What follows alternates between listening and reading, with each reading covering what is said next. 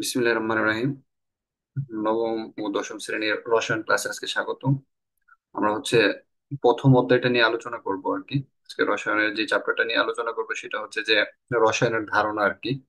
Mainly চ্যাপ্টারটা আমাদের এত বেশি ইম্পর্টেন্ট না, মানে ফাইনাল বা অন্য কোনো পরীক্ষার জন্য আর কি। আর যেহেতু আমরা যারা ক্লাস নাইনে আছি বিশেষ করে আর কি, তাদের জন্য এটা একটা বিগিনিং চ্যাপ্টার। কেন আমরা রসায়নটা পড়বো, রসায়নের গুরুত্বটা আসলে কোথায়, মানে এই কনসেপ্টটা আসলে এই চ্যাপ্টারটাতে আমরা একটু ডিসকাস করার চেষ্টা করবো আর কি। তো এবং এই কনসেপ্টের ভিত্তিতে আমরা যে জিনিসগুলো দেখবো আর কি, যে রসায়নের মানে যেমন এখানে বলা হচ্ছে যে আমাদেরকে কি কি ব্যাখ্যা করতে পারবো, সেটা এখানে একটু ডিটেলস বলা আছে। যেমন আমরা এখান থেকে রসায়নের ধারণা ব্যাখ্যা করতে পারবো, কোথায় কোথায় রসায়ন ব্যবহার হয় এগুলো ব্যাখ্যা করতে পারবো, বিজ্ঞানের সাথে রসায়নের সম্পর্ক, তারপর বিভিন্ন গবেষণা এগুলো দেখতে পারবো, রসায়ন পাঠের গুরুত্ব, হ্যাঁ, পরীক্ষা, অনুসন্ধান তো ইত্যাদি নিয়ে রসায়নের সাথে রসায়নের বিভিন্ন যে রসায়নের কাজগুলো করতে গেলে আমাদের কি ধরনের সতর্কতা অবলম্বন করতে হবে এটা পড়তে হবে। এবং বাস্তব জীবনে রসায়নের মানে প্রকৃতি ও বাস্তব জীবনে বিভিন্ন ঘটনাবলী রসায়নের দৃষ্টিতে আমরা ব্যাখ্যা করতে পারবো। এটা একটু পরে দেখতে পারবো যে আসলে আমরা এখানে কি করতে যাইতেছি আর কি, মূলত। তো এখানে অনেক কিছু লেখা আছে আর কি। তো এর মধ্যে যদি আমরা মেইন বিষয়টা, মানে এই টপিক্সটার যে মেইন বিষয়টা, এটা নিয়ে একটু চিন্তা করি আর কি, যে তো এখানে একটা মেইন বিষয়টা আমি একটু দ্রুত চলে যেতেছি, যে যে রসায়নের পরিচিতিটা আসলে কি। রসায়নের পরিচিতির ক্ষেত্রে আমরা দেখতে পারবো যে বিজ্ঞানের যে শাখায়, খেয়াল করো যে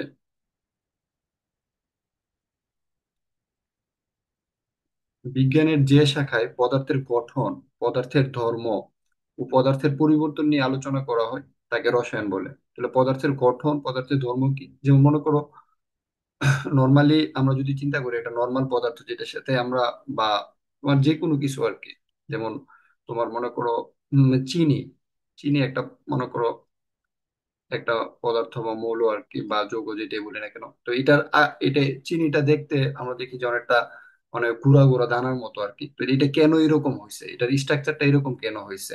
বা আমরা যদি দেখি যে পানি, ঠিক আছে, পানি মানে পানি যদি আমরা চিন্তা করি আর কি, যে পানি একটা সময় আমাদের কি থাকে, মনে করো জলীয় বাষ্প আকারে থাকে, একটা সময় বরফ আকারে থাকে, হ্যাঁ, একটা সময় আমরা নর্মাল যে অবস্থায় পান করি এই অবস্থায় থাকে আর কি। তো কি কারণে, ঠিক আছে, এটা যে বিভিন্ন অবস্থার মধ্যে দিয়ে আছে, এই বিষয়গুলো জানতে পারবো আর কি। অথবা কি কারণে পানি থেকে তোমার বরফ হচ্ছে, বরফ থেকে কি কারণে হচ্ছে আবার জলীয় বাষ্প হচ্ছে, আবার উল্টা কারণটা কিভাবে হচ্ছে, এই বিষয়টা জানতে পারবো। মেনলি কি যে বিজ্ঞানের যে শাখায় পদার্থের গঠন, মূলত আমাদের পদার্থটা গঠনের দিকে খেয়াল করব, পদার্থের ধর্ম নিয়ে খেয়াল করবো, এবং পরিবর্তন, একটা পদার্থ থেকে দেখবা অন্য একটা পরিবর্তন, আমরা যখন ক্লাসগুলো করবো তখন দেখবা যে কিভাবে চেঞ্জটা হচ্ছে আর কি।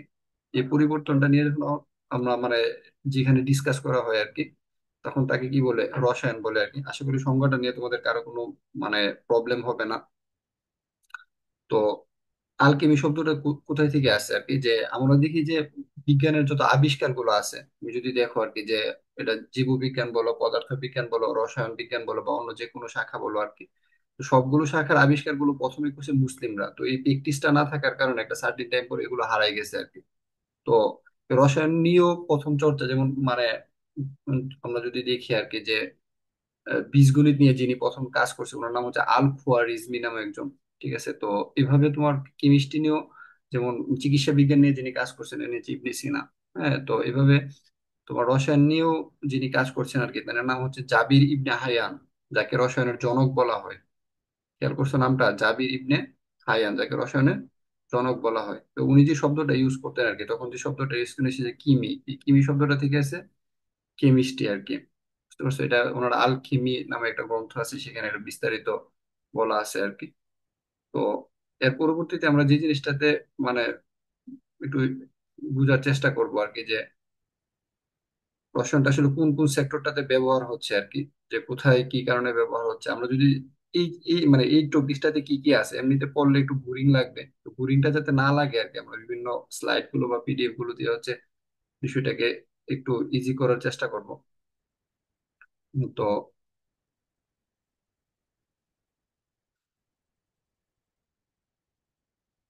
যে প্রথম ব্যবহৃত যে ধাতু, আমরা যদি রসায়নের ধারণা মানে এই জায়গাটাতে যে কনসেপ্টটা আছে আর কি, এখানে যদি আমরা একটু খেয়াল করি আর কি, এই কনসেপ্টের মধ্যে যে প্রথম ব্যবহৃত যে ধাতু আর কি, এটা হচ্ছে তোমার গোল্ড।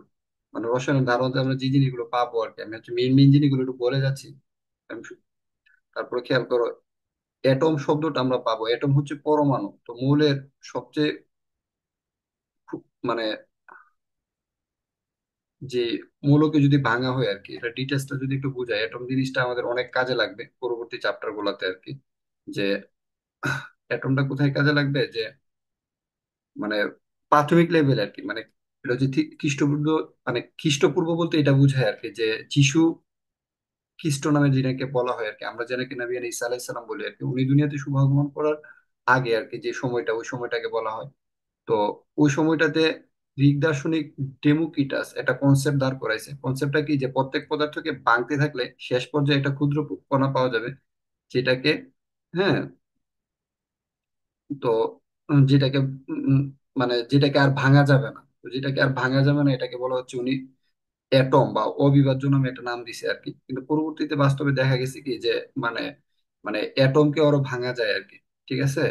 তো অ্যাটমকে ভেঙে যে জিনিসটা পাওয়া যায় এটা হচ্ছে যে তোমার মানে অ্যাটমকে যদি ভাঙে আর কি, তো এর ক্ষুদ্রতম কণাকে প্রাথমিক লেভেলে আর কি অ্যাটম ধরা হয়েছে। অ্যাটমকে যদি ভাঙা হয় তো এরপরে যেটা পাওয়া যায় এটা হচ্ছে মানে অ্যাটম মানে হচ্ছে তোমার অণু আর কি। তো অণুটাকে যদি ভাঙা হয় আর কি, মানে তখন দেখা যায় কি, যে যেটা পাওয়া যায় সেটা হচ্ছে পরমাণু। তো পরমাণু কনসেপ্টটা কি, এটা নিয়ে আমাদের ডিটেলস এখানে যাব না আর কি। আমরা এখান থেকে যে কনসেপ্টটা নেওয়ার চেষ্টা করবো আর কি, মানে সরি, অ্যাটম শব্দটার অর্থ হচ্ছে পরমাণু আর কি। তো এই পরমাণু, যে পরমাণুকে ভাঙলেও পরবর্তীতে আরো ভাঙা যায়, কিন্তু ওই সময়টার আগ পর্যন্ত আর কি পরমাণুকে আর ভাঙা যেত না। মানে বিজ্ঞানের একটা সার্টেন টাইম পর্যন্ত, মানে যে পরমাণুকে আর ওইভাবে ভাঙতে পারে নাই।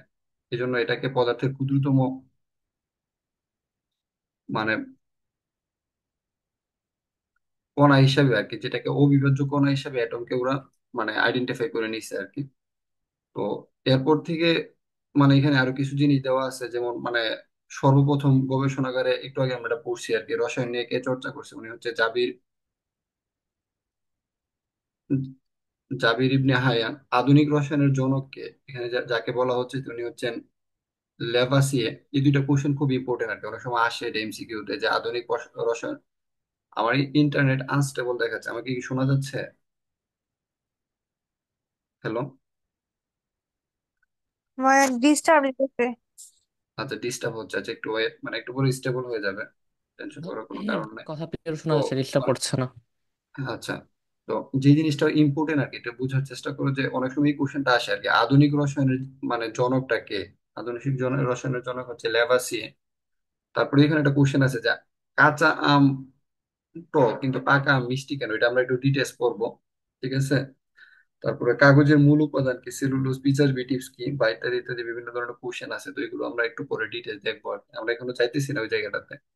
তো এখন আসলে যে আমরা যেখানে ছিলাম আর কি, যে মানে বিজ্ঞানীরা একটা সার্টেন টাইমে এটা ধারণা দিচ্ছেন আর কি, যে অ্যাটম সম্পর্কে ধারণা দিচ্ছেন, যেটাকে মানে ভাঙা যায় না আর কি। মানে এতটুকু পর্যন্ত এটা পদার্থের ক্ষুদ্রতম কণা বা অবিভাজ্য কণা হিসেবে ওনারা অ্যাটমকে ধরে নিছে আর কি।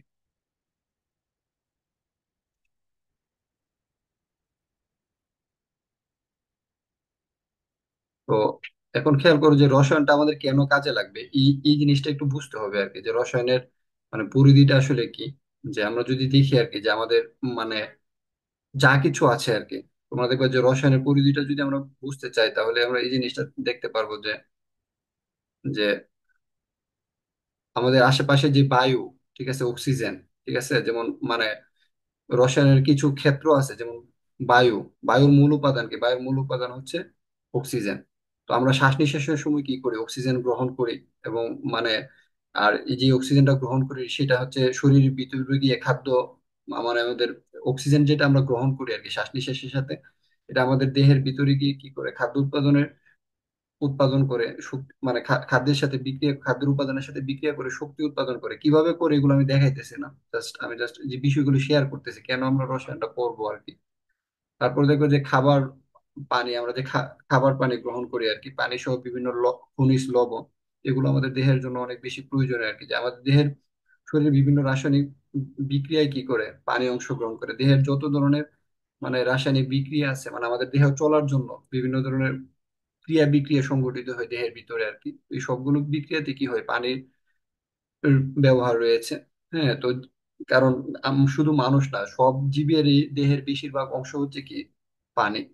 বা পৃথিবীর ক্ষেত্রে যদি চিন্তা করো, স্থলভাগের চেয়ে জলভাগের পরিমাণটা কিন্তু অনেক বেশি, মানে 70-30 এরকম একটা রেশিও আর কি। তো জীবের বেশিরভাগ যেহেতু পানি আর কি, শরীরের বিষাক্ত পদার্থ পানিতে দ্রবীভূত হয়ে আমাদের যে ইউরিন আছে বা প্রস্রাব বা ঘাম, হ্যাঁ, এবং ঘামের সাহায্যে কি হয় শরীর থেকে বের হয়ে যায়। এবং তাছাড়াও খাবার পানিতে বিভিন্ন ধরনের তোমার খনিজ লবণ, ক্যালসিয়াম, ম্যাগনেসিয়াম ইত্যাদি ধাতুর লবণ থাকে, যা আমাদের শরীরের জন্য বিশেষ উপকারী আর কি। এটা হচ্ছে আমাদের মানব পানির যে ব্যবহারটা, এটার সাথে রসায়ন কানেক্টেড আছে। তারপরে যে বিষয়টাতে কানেক্টেড আছে এটা হচ্ছে সার। এই সার নিয়ে আবার কৌশল আছে, তোমরা দেখবা যে ফসলের জমিতে কিভাবে সার ব্যবহার করে আর কি। আমরা এগুলো দেখাইতেছি না, যেহেতু স্লাইডটা আজকে রেডি নেই, এই জন্য আমি ডিটেলস দেখাচ্ছি না। আমি নেক্সট ক্লাসে এগুলো দেখাবো যে ইউরিয়া সারটা কিরকম, এটা কিভাবে গঠিত হয়, বিস্তারিত আর কি। সারের উপাদানগুলো কি কি এটা একটু মাথায় রাখা লাগবে। সারের মধ্যে আছে নাইট্রোজেন। নাইট্রোজেন মূলত হচ্ছে ইউরিয়া সার, যেটা হচ্ছে আমরা হচ্ছে সাদা গুটি গুটি জমির মধ্যে দেখবে ব্যবহার করা হয় ইউরিয়া সারটা, তোমরা হয়তো বা দেখছো। তো মানে তারপরে হচ্ছে oxygen, carbon, phosphorus, calcium, magnesium, potassium. Potassium নামে একটা সার আছে, ঠিক আছে, এটাকে আমাদের এদিকে বলা হয়, একটা লাল সার নামে বলা হয় পটাশিয়াম যে সারটা আর কি। সারগুলো কি করে উদ্ভিদের পুষ্টিগুণ প্রদান করে এবং ফসলের উম, উৎপাদনকে বৃদ্ধি করার জন্য সার ব্যবহার করা হয় আর কি। আমরা যে কাগজ ব্যবহার করি, কাগজের যে মূল উপাদানটা, ঠিক আছে, যেমন সারের মূল উপাদান হচ্ছে যেটা আছে আর কি, এগুলো হচ্ছে কি, মানে মূল উপাদান হচ্ছে নাইট্রোজেন টাইট্রোজেন। তো কাগজের মূল উপাদানটা হচ্ছে সেলুলোজ। সেলুলোজ কি, এটা এখন আমি বিস্তারিত ব্যাখ্যা করতেছি না। সেলুলোজটাকে বলা হয় এক ধরনের আঁশ জাতীয় বা তন্তু জাতীয় পদার্থ আর কি। মানে আমরা সেলুলোজ কি, এটাও একটা বিস্তারিত লেভেলে দেখবো। হ্যাঁ, এবং যদি আমরা দেখি আর কি যে মানে এই দেখো এখানে একটা কনসেপ্টটা পাইবা যে কাগজ আবিষ্কার মানব সভ্যতার এক অনবদ্য অবদান। বাঁশ, আখের ছোবড়া ইত্যাদিতে প্রচুর পরিমাণ সেলুলোজ থাকে, ঠিক আছে। যেমন যে ছুবড়া জাতীয়, খেয়াল করছো কিনা, বাঁশ ও আখের ছোবড়া ইত্যাদিতে প্রচুর পরিমাণ কি সেলুলোজ থাকে। তো যেখানে সেলুলোজ থাকে, আমরা জানি যে কাগজের যে মূল উপাদান যেটা দিয়ে কাগজ তৈরি হয়, এটা হচ্ছে সেলুলোজ। তাহলে সেলুলোজ কোথায় থাকে প্রচুর পরিমাণে, ঠিক আছে, থাকে হচ্ছে বাঁশ এবং আখের ছোবড়া। তাহলে কাগজ তৈরিতে কি ব্যবহার করা হবে, ডেফিনেটলি বাঁশ এবং আখের ছোবড়া ব্যবহার করা হবে। হ্যাঁ, তো এই জন্য কাগজ তৈরির যে কারখানা আছে সেখানে এই সমস্ত বিভিন্ন ধরনের আহ, মানে বস্তুকে আর কি বাঁশ, আখ, মানে আমরা এটা উদাহরণ হিসেবে বলি আর কি, যে কর্ণফুলী পেপার মিলের মধ্যে বাঁশ ঢুকাই দিলে সেটা কি কাগজ হয়ে বের হয়ে আসে আর কি। এটা দেখবো অনেকে বিভিন্ন ধরনের ডিসকাশনে বলে আর কি। তো সেটা রাসায়নিক বিক্রিয়ার মাধ্যমে কাগজ তৈরি হয় আর কি। তো এখানে আরো কিছু কনসেপ্ট আছে কেন আমরা রসায়নটাকে পড়বো। যেমন জীববিজ্ঞানের সাথে রসায়নের একটা সম্পর্ক আছে, সেটা কি, যে উদ্ভিদ ও প্রাণীর দেহে বিভিন্ন রাসায়নিক পদার্থ তাদের মধ্যে ঘটে যাওয়া রাসায়নিক বিক্রিয়া জীববিজ্ঞানে আলোচনা করে। যেমন সালোক সংশ্লেষণ। সালোক সংশ্লেষণ কি, সালোক সংশ্লেষণের একটা বিক্রিয়া আছে, এটা নিয়ে একটু ডিটেলস, এটা জীববিজ্ঞানের বিষয়। তারপর আমরা চেষ্টা করবো যদি সুযোগ থাকে এটা নেক্সট ক্লাসে আলোচনা করার জন্য। তারপর পদার্থ বিজ্ঞানের সাথে চুম্বক, বিদ্যুৎ ও বিভিন্ন যন্ত্রপাতি তৈরিতে রসায়নের ব্যবহার হয়। তারপর যে গণিতের সাথে, গণিতের অনেক সূত্র ব্যবহার করে রসায়নের বিভিন্ন তত্ত্ব এবং হিসাব করা হয় আর কি। তো তারপর আমরা যে চিকিৎসা বিজ্ঞান, বিশেষ করে আর কি, যেটার জন্য রসায়ন সবচেয়ে বেশি গুরুত্বপূর্ণ আর কি, যে চিকিৎসা বিজ্ঞানের ক্ষেত্রে আর কি, এই যে তোমার বিভিন্ন ধরনের মেডিসিন থেকে শুরু করে আমরা যে অসুস্থ হলে না পা প্যারাসিটামল জাতীয় থেকে শুরু করে বিভিন্ন ধরনের মেডিসিন খাই আর কি, এই সব কিছু কিন্তু হচ্ছে মানে তোমার রসায়ন থেকে আসছে। যেমন আমরা রোগ হলে বিভিন্ন ধরনের ওষুধ সেবন করি, খেয়াল করো, আমার রোগ হলে হচ্ছে বিভিন্ন ধরনের ওষুধ সেবন করি। এই যে ওষুধগুলো সেবন করি এটা কিন্তু সবগুলো মানে তোমরা দেখবা আর কি, যে অনেকের ইয়া থাকে যে ডাক্তার হওয়া বা বা মেডিকেলের কোনো সেক্টরে যাওয়া। তো এই সেক্টরে না গেলে অনেকের মধ্যে কি থাকে যে মানে টার্গেট থাকে যে আমি মানে এরকম হবো, কেমিস্ট বা রসায়নবিদ হব। অথবা অনেকের টার্গেট থেকে ফার্মাসি নিয়ে পড়াশোনা করা, বুঝতে পারছো। ফার্মেসি একটা সাবজেক্ট আছে, বুঝতে পারছো এটা। মানে এই ফার্মেসি বলতে দোকানে যে ওষুধ বিক্রি করে এই ফার্মেসি না, সেখানে হচ্ছে ওষুধ, মানে এটা হচ্ছে এই ফার্মেসি সাবজেক্টটা হচ্ছে এরকম যে খুবই মানে রিসার্চের ক্ষেত্রে আর কি, কিভাবে নতুন ওষুধ তৈরি করা যায়। এবং মানে এই সেক্টরে এটা বিশাল বড় একটা কেরিয়ার আছে এই সাবজেক্টটাতে আর কি। মানে কিভাবে মেডিসিন তৈরি করা যায় বিশেষ করে আর কি, বিভিন্ন গবেষণার মাধ্যমে কোনটা মানব দেহের বিভিন্ন ক্ষেত্রে কাজে লাগবে আর কি। সো ওই ওই জিনিসগুলো হচ্ছে মানে মানে এই ইস্যুটাকে কেন্দ্র করে হচ্ছে কাজে লাগানো যায় আর কি। সো মানে তোমরা মানে সবচেয়ে বেশি যে যেটা দেখবা আর কি, রসায়নের সবচেয়ে বড় ব্যবহারটা এই ফার্মেসির ক্ষেত্রে। তারপরে বিভিন্ন ধরনের তোমার বোমা আবিষ্কার, একটু পরে দেখবা এগুলা, যে বোমা আবিষ্কার থেকে শুরু করে আর কি, মানে অসংখ্য সেক্টর, মেডিকেল ট্রিটমেন্ট থেকে শুরু করে। তারপরে এখানে আরেকটা জিনিস দেখাইছে যে দেখো, আমরা যে ভাত রুটি খাই এগুলো হচ্ছে স্টার্চ জাতীয় পদার্থ। ঠিক আছে, স্টার্চ। হ্যাঁ, মানে অনেকটা শর্করা জাতীয় পদার্থ, কোনটা কোন ধরনের পদার্থ বা বিভিন্ন সেক্টরে মানে রসায়নের ইমপ্লিমেন্টটাতে, মানে এটার যেমন জীববিজ্ঞানের একটা 50%, মানে আমাদের দেহ প্রাণী থেকে শুরু করে আর কি, এখানে একটা 50% রসায়নের একটা কানেকশন আছে আর কি। আবার অপর দিকে হচ্ছে তোমার মানে 50% হচ্ছে রসায়নের কালেকশন, মানে সম্পর্ক আছে। এটা হচ্ছে ব্যাপার আর কি, যে এই জীববিজ্ঞানের সাথে আবার পদার্থ বিজ্ঞানের সাথে রসায়নের কিন্তু একটা সম্পর্ক আছে। যেমন মনে করো আমি একটু আগে যেটা ডিজাইন করতেছিলাম, মানে যেটার কারণে আসলে আমি স্লাইডটা রেডি করি নাই, এটা হচ্ছে একটা সেন্সর। তো এখানে একটা রসায়নের কাজ আছে, আমি একটু বুঝাই তোমাদেরকে। যে এখানে এটা একটা সেন্সর আর কি, যেটা দিয়ে হচ্ছে কি ডিটেক্ট করা যায়, মনে করো ম্যালেরিয়া ডিজিজ ডিটেক্ট করা যাবে, তারপর ক্যান্সার সেল ডিটেক্ট করা যাবে, বিভিন্ন ধরনের বায়ু স্যাম- বায়ু স্যাম্পল ডিটেক্ট করা যাবে আর কি। সেন্সরটা কি আপনি বানাচ্ছেন? হ্যাঁ, এটা সেন্সরটা আমি মানে বানাচ্ছেন নাকি সেন্সর দিয়ে প্রজেক্ট বানাচ্ছেন, কোনটা? সেন্সরটা আমি নিজে ডিজাইন করছি আর কি। ঠিক আছে। ও, তো মেনলি হচ্ছে কি, মানে এখানে একটা রসায়নের কাজ আছে, যেমন এটা শুধু পদার্থের না, মানে এটা হচ্ছে লাইটের একটা ফাংশন চলতেছে আর কি, অপটিক্যাল ফাইবারের। যেমন মনে করো এটা কিভাবে কাজ করতেছে না করতেছে ইত্যাদি ইত্যাদি। তো এখানে রসায়নের একটা কাজ আছে, যেমন মনে করো এখানে যে লিজে মানে যে ইয়াটা আছে, যেটা দিয়ে হচ্ছে তোমার চ্যানেলটা দিয়ে হচ্ছে স্যাম্পলটা এটার ভিতরে ঢুকবে আর কি।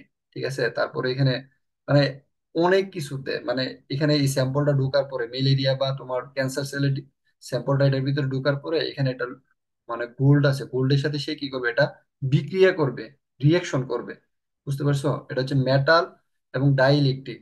ডাইইলেকট্রিক কোনটাকে বলে, মেটাল হচ্ছে তো ধাতু, আর ডাইইলেকট্রিক কোনটাকে বলে, মানে অনেকটা ধাতু এবং অধাতুর মাঝখানে আর কি। যে আধুনিক পদার্থ বিজ্ঞানে গেলে দেখলে বুঝতে পারবা, একটা চ্যাপ্টার ছিল, এটা হয়তো বা 10 এর যারা এরা পাইবা না, 9 এর যারা এরা পাবা আর কি। ঠিক আছে, তো ওই ওরা এই কনসেপ্টটাতে গেলে দেখতে পারবা যে এখানে মেনলি যে কনসেপ্টটা হবে এটা আমি একটু বলি আর কি, যে গোল্ডের সাথে এখানে যে মানে মানে যে মলিকুলটা আছে, ডাইইলেকট্রিক যে মলিকুলটা আছে, এটা বিক্রিয়া হবে। তো যদি বিক্রিয়া মানে কি, রিয়েকশন মানে কি, ডেফিনেটলি এখানে রসায়ন আসবে। সো এই জন্য বলতেছিলাম আর কি, যে এটা এমন কোন সেক্টর না যে সেক্টরটাতে আসলে কাজে লাগবে না আর কি। তো প্রত্যেকটা সেক্টরই আসলে কাজ আছে।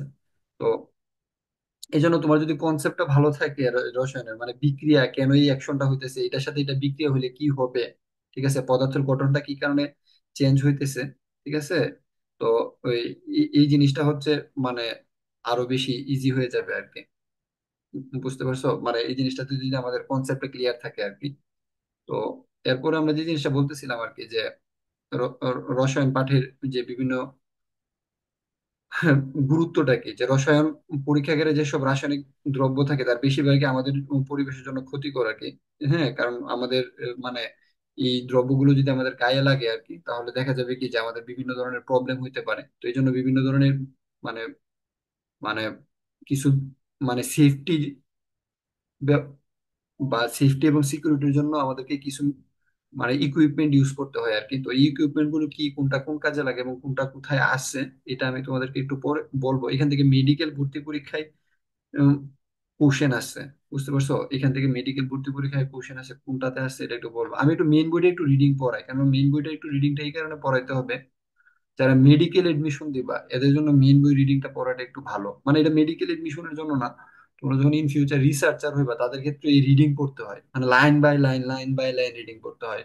মেডিকেলে গেলেও তুমি লাইন বাই লাইন দাগায় দাগায় রিডিং পড়তে, ইঞ্জিনিয়ারিং এ লাগে না। কারণ ইঞ্জিনিয়ারিং আসলে মানে কনসেপ্টটা ক্লিয়ার থাকলেই সারে, বা যারা ইউনিভার্সিটিতে পড়বা তাদের ক্ষেত্রে কনসেপ্টটা ক্লিয়ার থাকলে সারে, তাদের আসলে মেইন বই রিডিং এতটা ইম্পর্টেন্ট না।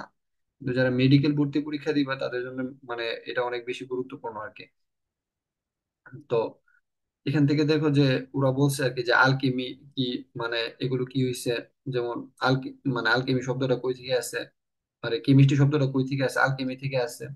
জাবির ইবনে হায়ান গবেষণাগারে প্রথম হুম মানে রসায়ন নিয়ে গবেষণাগারে সর্বপ্রথম গবেষণা করছে তিনি, তাই তাকে রসায়নের জনক বলা হয়েছে, ইত্যাদি বিভিন্ন জিনিস বলা হয়েছে আর কি। এখন আসলে আমাদের যেটা থেকে মানে রসায়নের সংজ্ঞাটা এটা অনেক সময় আসতে পারে। বিজ্ঞানের যে শাখায় পদার্থের গঠন, পদার্থের ধর্ম ও পরিবর্তন নিয়ে আলোচনা করা হয় তাকে কি বলে? রসায়ন বলে। এটা একটু আগে কিন্তু আমরা পড়ে আসছি কিনা? হ্যালো, জি। খেয়াল আছে? একটু আগে আমরা পড়ে আসছি কিনা যে রসায়নের ডেফিনেশনটা, যে বিজ্ঞানের যে শাখায় পদার্থের গঠন, পদার্থের ধর্ম ও পদার্থের পরিবর্তন নিয়ে আলোচনা করা হয় তাকে কি বলে? হ্যালো, রসায়ন। রসায়ন বলা বলে। হয়। এটা নিয়ে তো কারো কনসেপ্ট মানে মানে ইয়া নাই। এখানে যে কোশ্চেনটা আসবে আর কি, অনুধাবনে খেয়াল করো। এই পর্যন্ত যা পড়ছি জাস্ট আমরা এটা নর্মাল আর কি, এই মানে সংজ্ঞাটা আলি পড়বা। তারপর হচ্ছে যেটা আসবে পরীক্ষায়, যে কাঁচা আম টক কিন্তু পাকা আম মিষ্টি কেন? বুঝতে পারতেছো? যে আমরা দেখছি যে কাঁচা আম টক, ঠিক আছে, আর পাকা আম কি? মিষ্টি। হ্যাঁ, যেমন এখন দেখো কারণটা কি, উত্তরটা এখানে দেওয়া আছে। এটা রসায়নের মাধ্যমে এই জিনিসটা কি করছে, হুম, মানে দেওয়া আছে আর কি। সেটা কি দেওয়া আছে, যে খেয়াল করো যে বলা হচ্ছে কি, যে কাঁচা আমে বিভিন্ন ধরনের জৈব অ্যাসিড থাকে। কি থাকে? বিভিন্ন ধরনের জৈব অ্যাসিড, যেমন সাকসিনিক অ্যাসিড, মেলিক অ্যাসিড ইত্যাদি থাকে। বুঝতে পারছো? ফলে কাঁচা আম কি? টক। সাকসিনিক অ্যাসিড এর স্বাদ কিরকম? মিষ্টি নাকি টক? আমার কথা কি টক। টক। কথা কি বুঝতে পারছো? যে কাঁচা জি আমে কি কি ভাইয়া। থাকে? কাঁচা আমে বিভিন্ন ধরনের জৈব অ্যাসিড থাকে। তাহলে কি কি জৈব অ্যাসিড থাকে? একটা অ্যাসিডের নাম হচ্ছে সাকসিনিক অ্যাসিড। তো অ্যাসিড তো এমনি টক জাতীয়। অ্যাসিড কি মিষ্টি জাতীয় নাকি? হ্যাঁ, না, নর্মালি অ্যাসিড কি? টক জাতীয়। নর্মালি কিন্তু অ্যাসিড টক জাতীয়, সুতরাং এটা নিয়ে বই পাওয়ার কোনো কারণ নাই। নর্মালি ওটা মানে অ্যাসিড হচ্ছে মোটামুটি একটু টক জাতীয়। একটা অ্যাসিডের নাম হচ্ছে সাকসিনিক অ্যাসিড, আর এটা কি? ম্যালাইক মিলিক অ্যাসিড। অ্যাসিড। তাহলে যদি আমাদের কোশ্চেন আসে যে কাঁচা আমে মানে জৈব অ্যাসিড থাকে, তাদের নামগুলো কি কি, তাহলে আমরা কি বলবো? একটা হচ্ছে সাকসিনিক অ্যাসিড আর এটা হচ্ছে মেলিক অ্যাসিড। ম্যালাইক অ্যাসিড। ফলে কাঁচা আম কি হয়? টক স্বাদের হয়। বুঝতে পারছো না?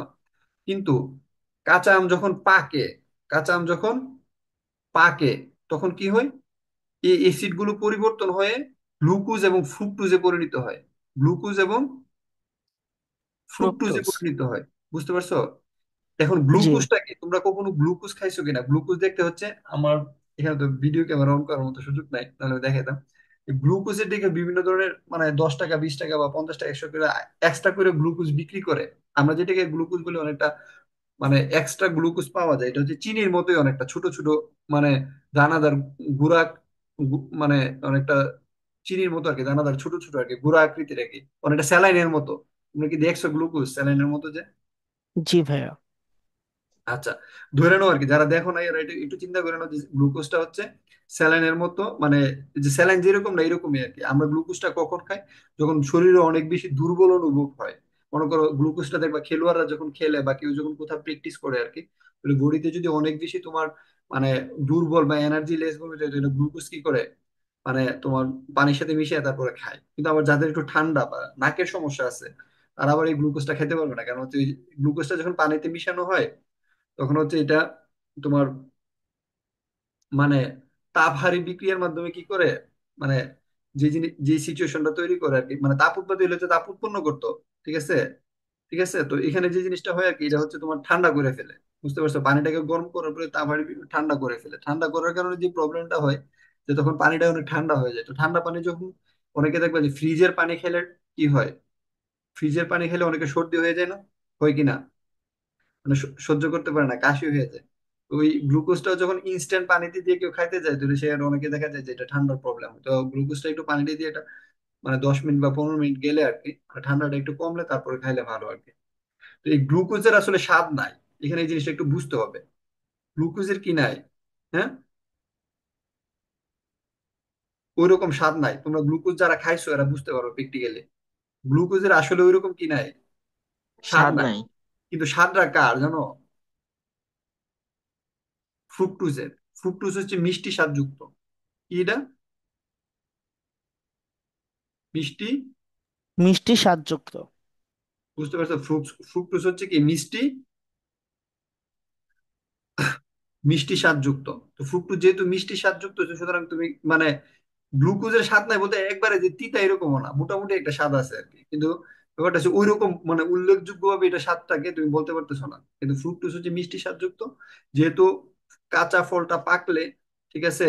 সাকসিনিক অ্যাসিড এবং মেলিক অ্যাসিড এই দুইটা কি হয়, গ্লুকোজ এবং ফ্রুক্টোজে পরিণত হয়। যেহেতু ফ্রুক্টোজ মিষ্টি স্বাদযুক্ত, তাই এই জন্য কি হবে, পাকা মিষ্টি হয়।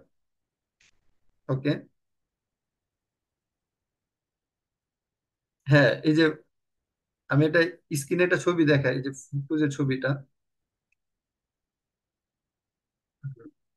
Thank you.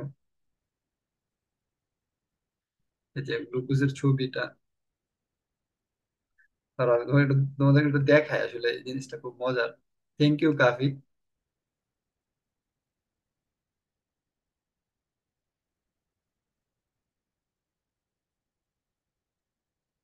ডেস্কটপে এটা ওপেন হইতেছে। আচ্ছা, ঠিক আছে, ডেস্কটপে ওপেন হলে সমস্যা নাই। আমি ডেস্কটপে যাই।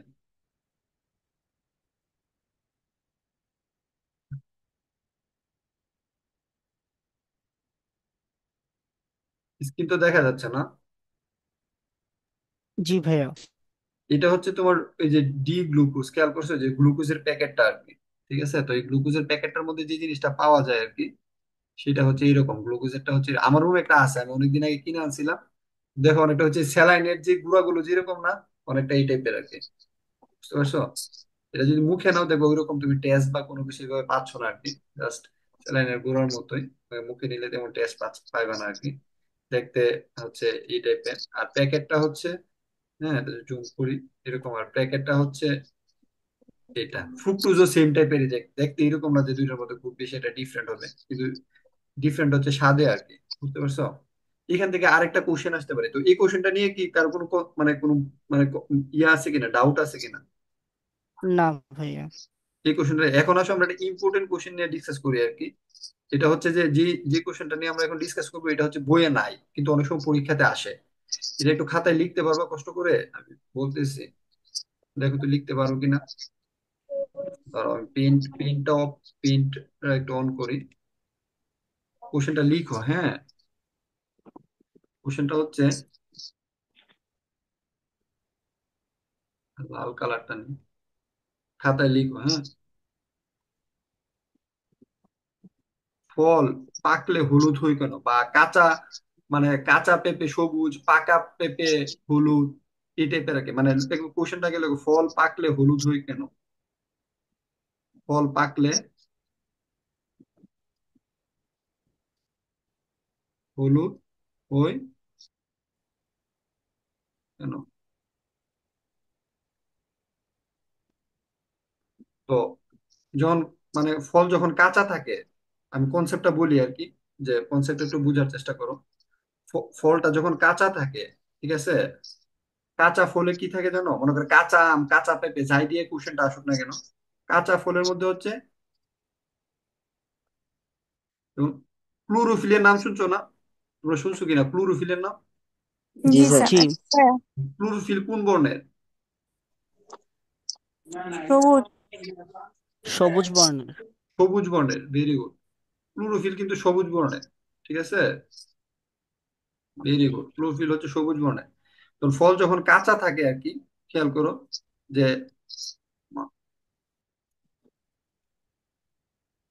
যে কাঁচা ফলের মধ্যে কি থাকে জানো, কাঁচা ফলের মধ্যে হচ্ছে ক্লোরোপ্লাস্ট থাকে। কি থাকে?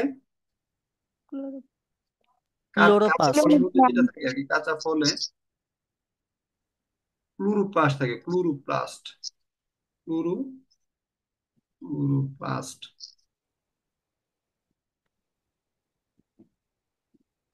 লয় নিচে, ক্লোরোপ্লাস্ট।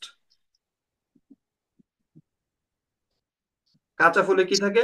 ক্লোরোপ্লাস্ট থাকে। তাহলে ক্লোরোপ্লাস্ট কোন বর্ণের? সবুজ বর্ণের।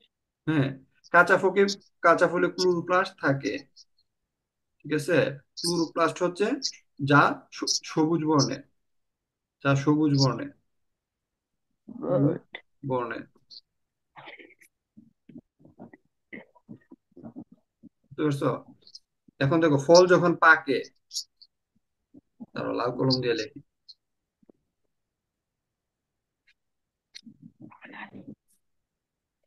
ফল যখন, ফল পাকলে, ফল পাকলে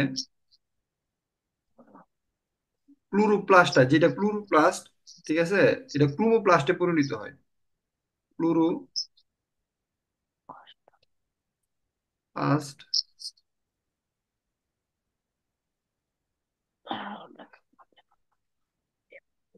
ক্লোরোপ্লাস্ট ক্রোমোপ্লাস্টে পরিণত হয়। ক্রোমোপ্লাস্ট, এটা কিন্তু ক বুঝছো, এটা কিন্তু কয়। প্রথমে তাকে ক্লোরোপ্লাস্টে পরিণত হয়। পরিণত পরিণত হয় হয় ফলে ক্লোরোপ্লাস্টে পরিণত হয়, কমা কমা দিয়ে লাগবে, ফলে জেন্তুফিল নামক বর্ণকণিকার আবির্ভাব ঘটে। কার আবির্ভাব ঘটে? আমার কথা কি জেন্টোফিল। শোনা যাচ্ছে? দৈন্তান্ন, উম, খেয়াল করে, এটা হচ্ছে দৈন্তান্নর সাথে থ সংযুক্ত। জেন্তুফিল, জফলা আকার, জেন্তুফিল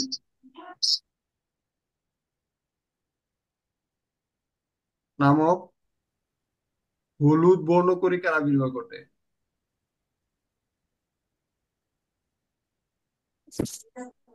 বর্ণকণিকার,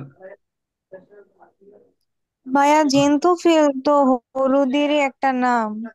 হ্যাঁ, তাইলে জেন্তুফিল নামক হলুদ বর্ণের আবির্ভাব ঘটে এটা।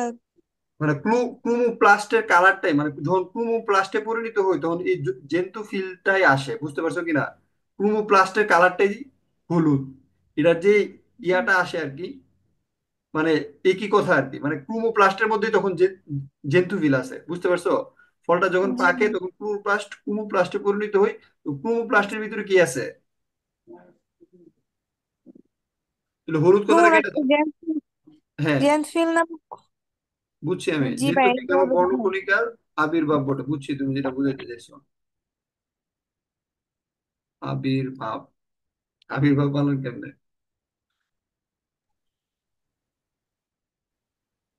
ভাইয়া ওই যে ওই বড়টা আগে হইব।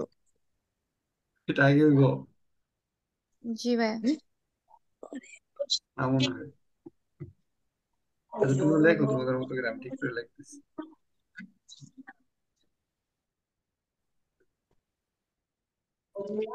জেন্তুফিল নামক বর্ণকণিকার আবির্ভাব ঘটে আর কি, বুঝছো? জি ভাইয়া। এই জন্য ফল পাকলে কি হয়? হলুদ হয়ে যায়। হলুদ হয়ে যায়। হয়ে যায়, বুঝতে পারছো কিনা? জি ভাইয়া। জি।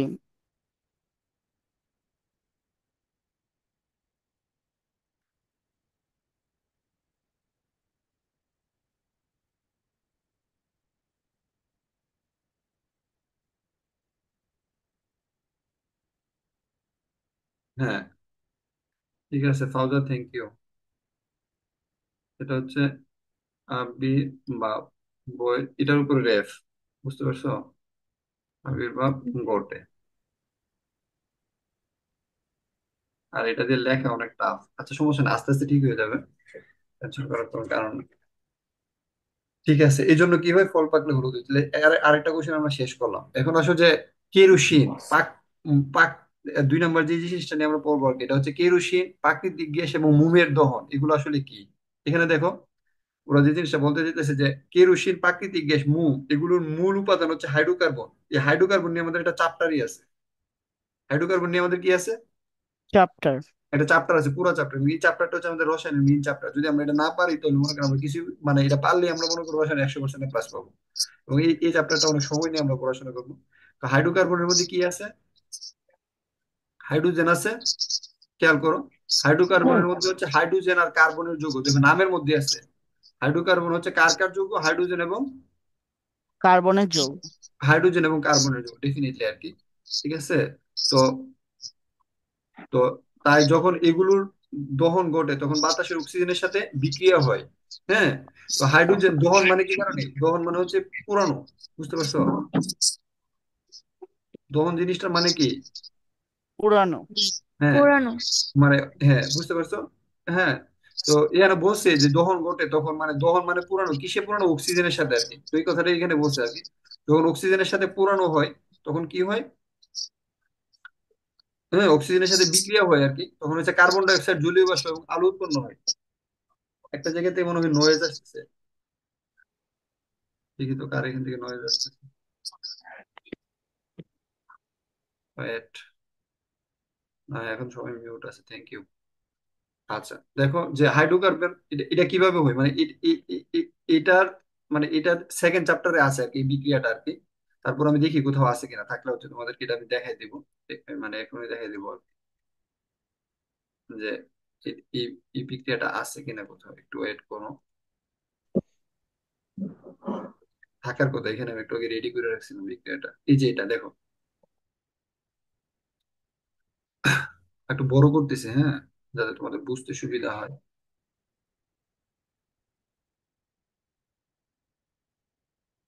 দেখো আর একটু বড় করি।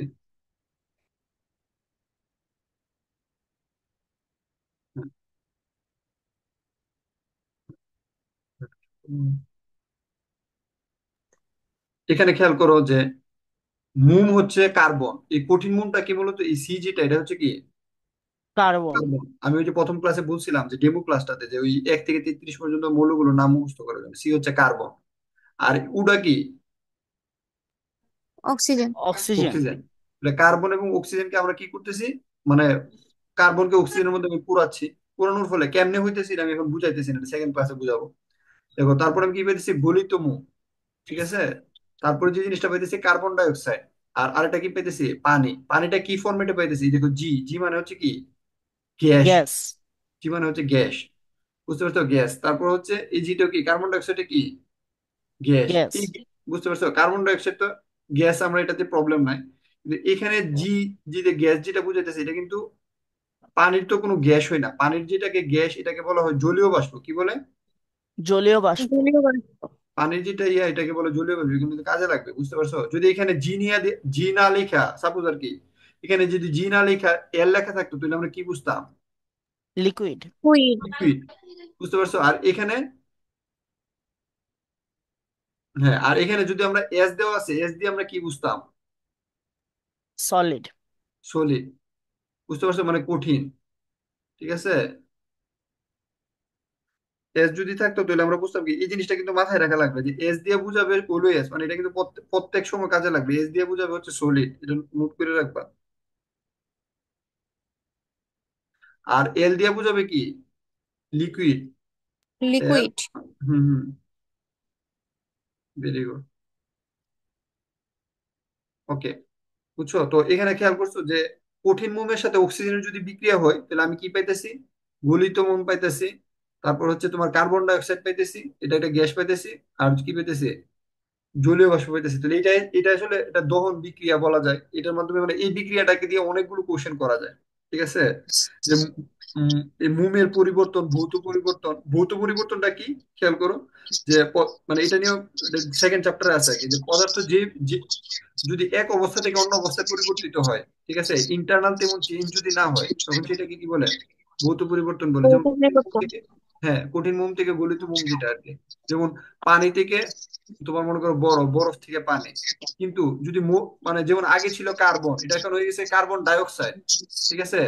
মৌলের যে স্ট্রাকচার এটা এটা আর নাই, এটা চেঞ্জ হয়ে গেছে, যেহেতু মৌলের স্ট্রাকচারটা চেঞ্জ হয়ে গেছে। যেমন আগে ছিল কি এটা কার্বন, এখন হয়ে গেছে কি কার্বন ডাই অক্সাইড, মানে এটা কি মৌলের মানে আগের বিষয়টা পুরোপুরি চেঞ্জ হয়ে গেছে, সুতরাং এটাকে বলা হচ্ছে তোমার রাসায়নিক পরিবর্তন, বুঝতে পারছো। তো এটা নিয়ে আমরা ডিটেলস পড়বো, মানে এখন আপাতত এসব বেশি প্রেশার নেওয়ার দরকার নাই, জাস্ট আমি দেখাইলাম আর কি যে এখানে যেটা বিক্রিয়া আছে। আর আরো যদি এটার ডিটেলস দেখতে চাই তাহলে হচ্ছে এটা একটা চ্যাপ্টারই আছে, আমি তোমাদেরকে দেখাই। এটা যদি মানে এখানে আছে সম্ভবত, এই যে এটা খেয়াল করো, একদম বাস্তবে বুঝতে পারবো। এই যে যে কঠিন তরল মোম, ঠিক আছে, এটা হচ্ছে কঠিন মোম। তো তরল মোম যেটা, এই কঠিন মোম আর তরল মোম হচ্ছে কি তোমার মানে মানে হচ্ছে ভৌত পরিবর্তন, কিন্তু এখানে যে রাসায়নিক পরিবর্তন এটা কিন্তু দেওয়া নাই। তো পরীক্ষার মধ্যে যখন রাসায়নিক পরিবর্তন আসবে তখন আমরা এই এখানে যে একটা একটু আগে যে আমরা দেখলাম আর কি, ওই এই ইয়াটা ব্যবহার করতে হবে, মানে এই সমীকরণটা, যদি এটা এখন বইয়ে নাই, কিন্তু এই সমীকরণটা আমরা নিজে থেকে কি করতে হবে, ব্যবহার করতে হবে, করে সেরে এই আনসারটা লিখতে হবে। তো কিভাবে লিখতে হবে এটা আমি নেক্সট ক্লাসে দেখাবো, আজকে দেখাবো না। তো এরপরেরটাতে যাই। আমরা যে কোথায় ছিলাম, আমরা মনে হয় এখানে ছিলাম, জানো, ওয়েট, এই জায়গাটা পড়ে ফেলছি। এখন আসো যে এটা আর কি, যে যে বিক্রিয়ার কারণে যে যে আমরা তো একটু আগে দেখাইলাম যে এই বিক্রিয়ার ফলে কি হয়, কার্বন ডাই অক্সাইড, জলীয় বাষ্প এবং তাপ সৃষ্টি হয়। বুঝতে পারছো? দেখো এখানে কিন্তু এই বিক্রিয়াটাতে একটু ভুল আছে, যে তাপ যে সৃষ্টি হয় এটা কিন্তু দেখাইছে না, বুঝছো? তাপ যে সৃষ্টি হয়েছে এটা কি দেখাইছে? না। না। তাহলে আমরা যখন ওই চ্যাপ্টারটা পড়বো আমাকে একটু মন করাই দিবা যে এখানে তাপ ও যে সৃষ্টি হয় এটা একটু মানে একটা সিম্বল দিয়ে দেখাইতে হবে যে হিট যে সৃষ্টি হইতেছে আর কি। সেকেন্ড চ্যাপ্টার পড়ার সময় এই জিনিসটা আমরা আবার ডিসকাস করবো। তারপরে আসো আমরা এখন যে জিনিসটা নিয়ে আলোচনা করবো, এটা এই কোশ্চেনটা পরীক্ষাতে অনেক বেশি আসে। এটা যে পেটের অ্যাসিডিটির জন্য অ্যান্টাসিড ওষুধ খাওয়া হয়। কোশ্চেনটা কি বুঝতে পারতেছো? পেটের অ্যাসিডিটির জন্য আমরা অনেক সময় অ্যান্টাসিড খাই না? এখন তো আমরা জি ভাইয়া। অ্যান্টাসিড খাই না। জি। এখন তো আমরা ইয়া খাই ফেলি, কি খাই ফেলি তোমার, মনে করো আরো বেশি আর কি, আরো যেমন তোমার এখন আমরা যে মেডিসিন গুলো খাই এগুলো হচ্ছে তোমার, যদি আমরা দেখি আর কি, যেমন সবচেয়ে বেশি যেটা চলে এটা হচ্ছে ফিনিক্স 20 বা তোমার মনে করো ম্যাক্স প্রু, এই টাইপের ওষুধ আমরা বেশি খাই আর কি। বুঝতে পারছো? মানে অ্যান্টাসিডের চেয়ে আরো মানে বেশি ইয়া আর কি, তোমার মানে যে মেডিসিন গুলো আর কি, ওইগুলোতে তোমার এদিকে বলে রেবিপ্রাজল জাতীয় আর কি, রেবিপ্রাজল জাতীয় মেডিসিন আমরা এখন বেশি খাই ফেলি, মানে অ্যান্টাসিডের আর একটু ইয়ে আর কি। তো এই এটার মেন উপাদান গুলো কি থাকে, এটা মূলত হচ্ছে একটু দেখায় যে পাকস্থলীতে অতিরিক্ত হাইড্রোক্লোরিক অ্যাসিড জমা হলে পেটে অ্যাসিডিটি সমস্যা হয়। ঠিক আছে? তো মানে অ্যান্টাসিডে থাকে অ্যালুমিনিয়াম হাইড্রোক্সাইড ও ম্যাগনেসিয়াম হাইড্রোক্সাইড, এই দুটি অ্যাসিডকে কি করে, প্রশমিত করে।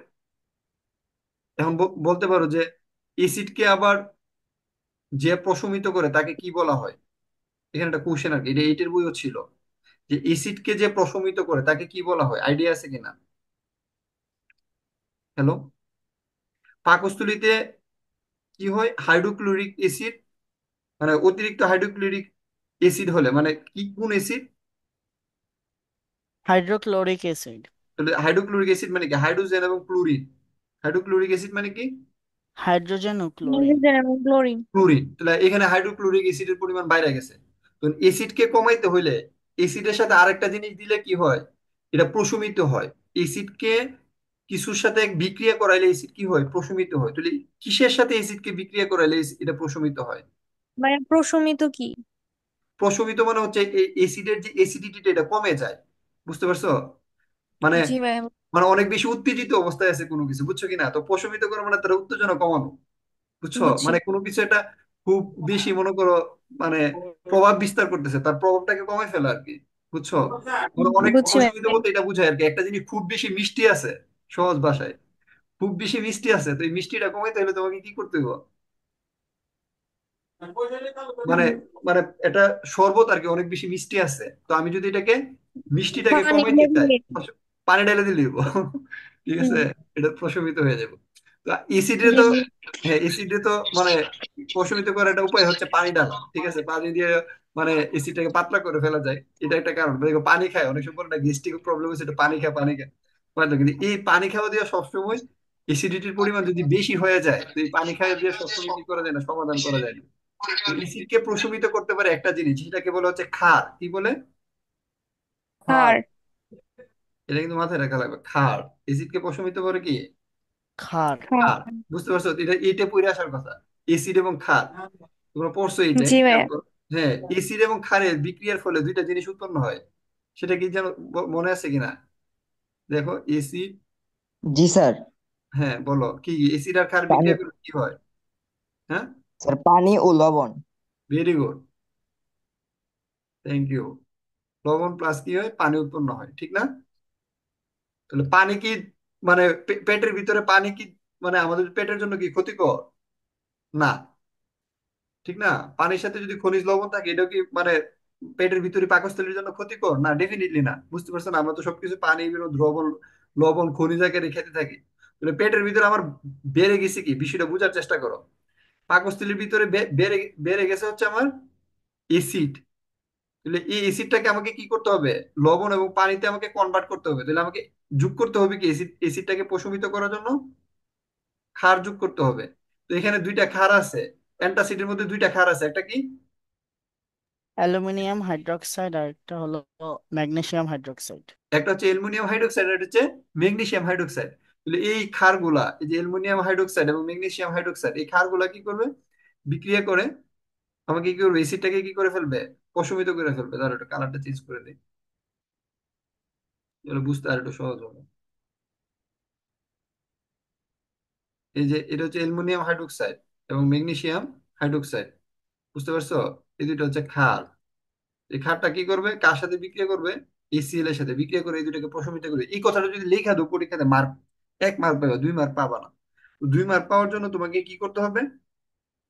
2 মার্ক পাওয়ার জন্য তোমাকে যে কাজটা করতে হবে এটা হচ্ছে যে এই বিক্রিয়াটা লিখতে হবে, বুঝতে পারছো? আচ্ছা দেখি এরা বিক্রিয়াটা কিভাবে লিখছে। আমি একটু দেখাই তোমাদেরকে, ওরা বিক্রিয়াটা লিখছে খুব সুন্দর করে। দেখো এখানে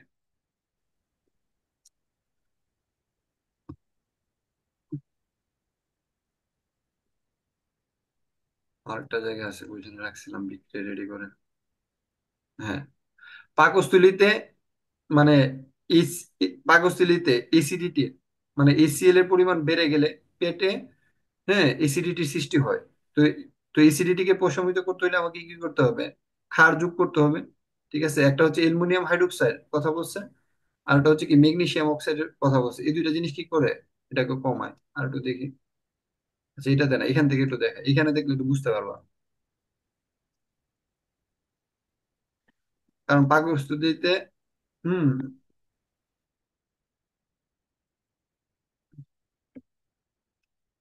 খালি জায়গায় তো নাই, ওই লিখবো।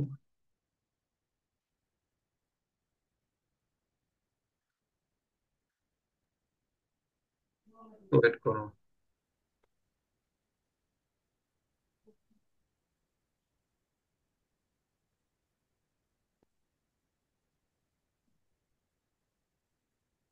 ওয়েট। তাকায় না, তাকালে চোখে সমস্যা হতে পারে, বলবো তাকানো। এখানে না পিনটি লিখি হতো মনে হয়েছে কারণ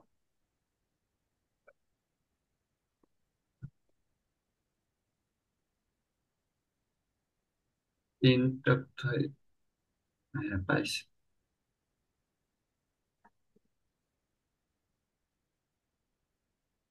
দেখো যে পাকস্থলীতে আমার যেটা আছে এটা হচ্ছে তোমার ACl বা হাইড্রোক্লোরিক অ্যাসিড, বুঝতে পারছো? তো আমি এই ACl টাকে কি করতে চাই? প্রশমিত করতে চাই। তাহলে প্রশমিত করতে চাইলে ACl এর সাথে আমাকে কি যোগ করতে হবে? বলছে যে কি যোগ করতে হবে এটা বলে দেওয়া আছে, খেয়াল করো। যে বলছে কি অ্যালুমিনিয়াম মানে, সরি, অ্যালুমিনিয়াম হাইড্রোক্সাইড যেটা অ্যান্টাসিডের মধ্যে আছে, অ্যান্টাসিড যদি এটার সাথে বিক্রিয়া করে, খেয়াল করো, এটা হচ্ছে অ্যালুমিনিয়াম হাইড্রোক্সাইড। অ্যান্টাসিডের সংকেত হচ্ছে অ্যালুমিনিয়াম হাইড্রোক্সাইড। এটা কেন এরকম হয়েছে এটা এখন বুঝাইতে পারবো না, এটা পরে বুঝাবো। ঠিক আছে,